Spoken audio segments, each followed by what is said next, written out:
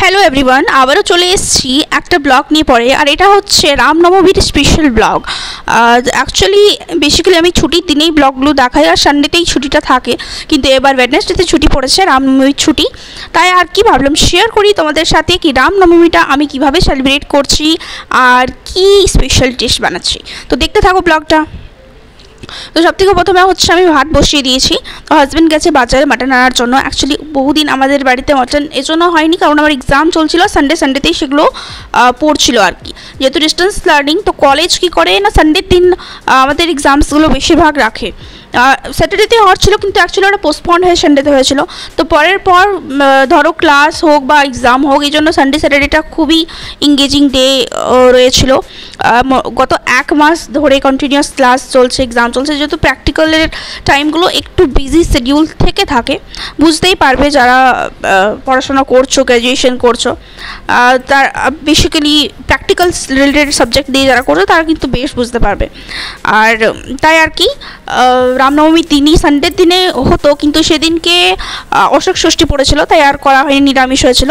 তাই ওয়েডনেসডের দিন যখন ছুটি পড়লো তো বললো একটু মাংস খেতে ইচ্ছে করছে, তো ও এই দেখো মাংস নিয়ে এসে গেছে। আর হচ্ছে গিয়ে যেগুলো দেখালাম আর কি, কাঁচা আম, টমাটোর, আর কিছু যেগুলো দরকারি ছিল সেগুলো নিয়ে এসছে।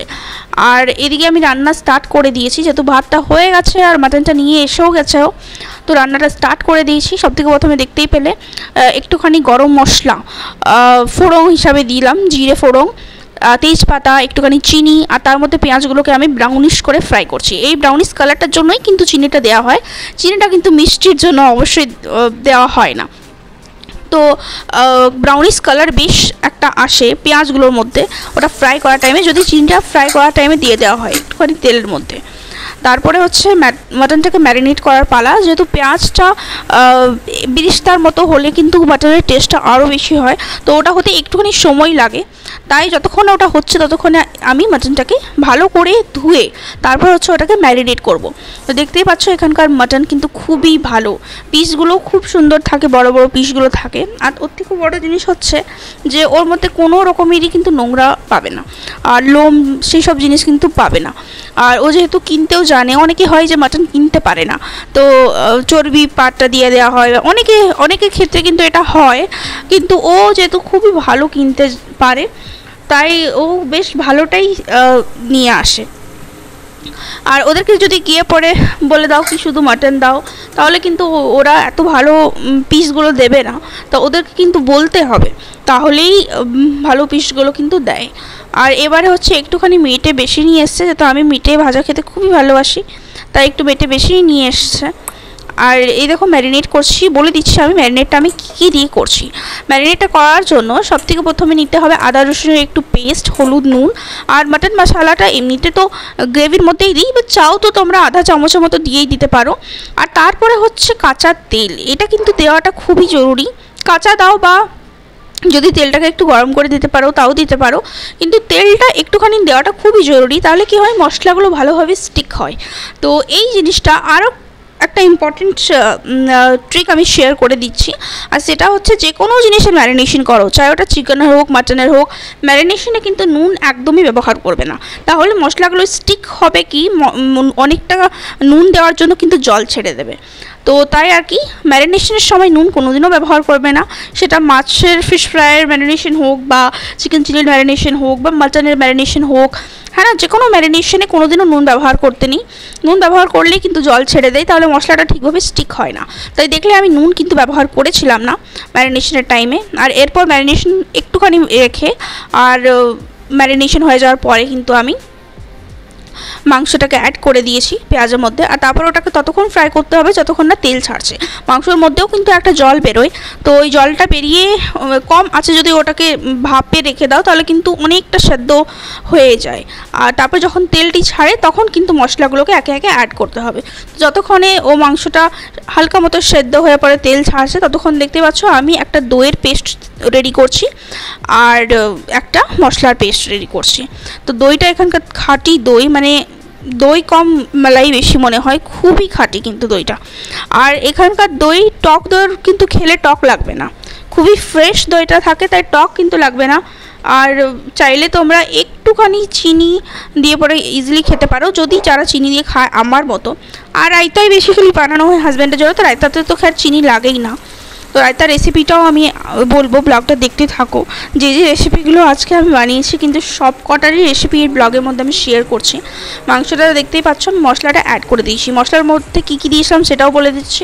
ওর মধ্যে দিয়েছিলাম টমাটারের আদা রসুনের পেস্ট। এছাড়া আমি অন্য আর কোনো কিছু দিই না। পেঁয়াজেরও পেস্ট কিন্তু আমি দিই না, পেঁয়াজটা আমি যেচে কুচনো করে পরেই দিয়ে দিই। তো আদা রসুন আর টমাটারের পেস্টটা আমি অ্যাড করে পরে আবার কষাতে শুরু করেছি। আর তেল ছেড়ে দিয়েছে কিন্তু মশলাটার থেকেও মানে খুব সুন্দরভাবে কষানো হয়ে গেছে। আর আমি যে ট্রিকটা বললাম যে কম আছে একটুখানি কম ফ্লেমটা করে আর মাংসটাকে ভাপের মধ্যে দিতে, তাহলে জলটা ছাড়বে। আর জলটা ছাড়ার পরে ওটা কিন্তু তেল ছাড়তে লাগবে। ওই প্রসেসটার জন্য না কষা মাংসটা কিন্তু ইজিলি খাওয়া যাবে, মানে কষা মাংসতেও কিন্তু মাংসটা সেদ্ধ হয়ে যায় বিনা সিটি লাগেও। মানে এটা বলছি না কি 100% হয়ে যায়, কিন্তু হ্যাঁ 60% কিন্তু হয়ে যায়। আর কষাটা কিন্তু খাওয়া যেতে পারে। তো এই ট্রিকটাতে একবার অন্তত বানিয়ে অবশ্যই দেখো। তারপর হচ্ছে সালাদ রেডি করে নিয়েছি। তার মধ্যে পেঁয়াজ আলাদা করে দেবো, যেহেতু আমি পেঁয়াজ সালাদের মধ্যে খাই না, তো ওকে আলাদা করে দিব পেঁয়াজটা। এটাতে আমি শুধু শসাটাই কেটে একটু জলজিরা দিয়ে পরে রেডি করলাম। আর হচ্ছে ততক্ষণে আমার মাটন রেডি। একটা বা দুটো সিটি লাগে, তার থেকে বেশি কিন্তু লাগে না। পুরোনো প্রেশার কুকারটাতে তো আমার একটা সিটির মধ্যেই হয়ে যেত, কিন্তু সেটা অনেকটাই পুরোনো হয়ে গেছিলো। আর ওটা একদিন কী হয়েছে, সিটি উঠেনি আর সাইড থেকে প্রচুর লিক করছিল। তো যাই হোক, একটু সেফটিতে থাকায় দরকার, তাই আমি এটাতেই করলাম। এটাতে দুটো সিটি লাগলো। আর ততক্ষণে আমার কিন্তু সালাদটাও রেডি হয়ে গেছিলো সাইড বাই সাইড। এবার আমের চাটনি, পাঁপড় আর রায়তাটাও হলেই হয়ে যাবে। তো আমের চাটনিটার জন্য একটুখানি ফোড়ন দিলাম প্রথমে তেলের মধ্যে। আর তারপরে আমটাকে কুচুনো কুচুনো করে কেটে পরে একটু ভেজে নিচ্ছি, বেশি ভাজবো না, একটুখানি ভেজে নিচ্ছি। তারপরে হচ্ছে একটু সেদ্ধ হতে দেবো। যখন ভালোভাবে সেদ্ধ হয়ে যাবে, গুড় বা চিনি যে কিছু দিয়ে পরে কিন্তু ওটাকে ফিনিশ করে দেওয়া যায় রেসিপিটাকে। তো গুড় আমার হাতের কাছে ছিল না। আর বুঝতে পারছো ছুটির দিন মানে আইটেমগুলো কত বেশি হয়ে যায় রান্নার। নর্মাল ডেজে তো যেহেতু একা থাকি তো বিরক্তই লাগে এত কিছু বানাতে, তাই ছুটির দিনগুলোতে বা কোনো স্পেশাল ডেগুলোতেই বানানো মানে এত গুছিয়ে রান্নাটা করা হয় আর কি। তো তাই জন্য হাতের কাছে চিনিটা পেলাম, চিনিটাই দিয়ে দিলাম। চিনির টেস্টটাও কিন্তু ভালোই লাগে, কিন্তু গুড়টা এই জন্য সব কিছুতে আমি বেশি প্রেফার করি, কারণ গুড়টা কিন্তু হেলথের জন্য ভালো, কোনো রকমই ক্ষতি করবে না। চিনিটা কিন্তু যতটাই কম খাওয়া যায় আর কি তত ভালো। যে দেখতে পাচ্ছ পাঁপড়টাও আমার কিন্তু ভেজে নেব।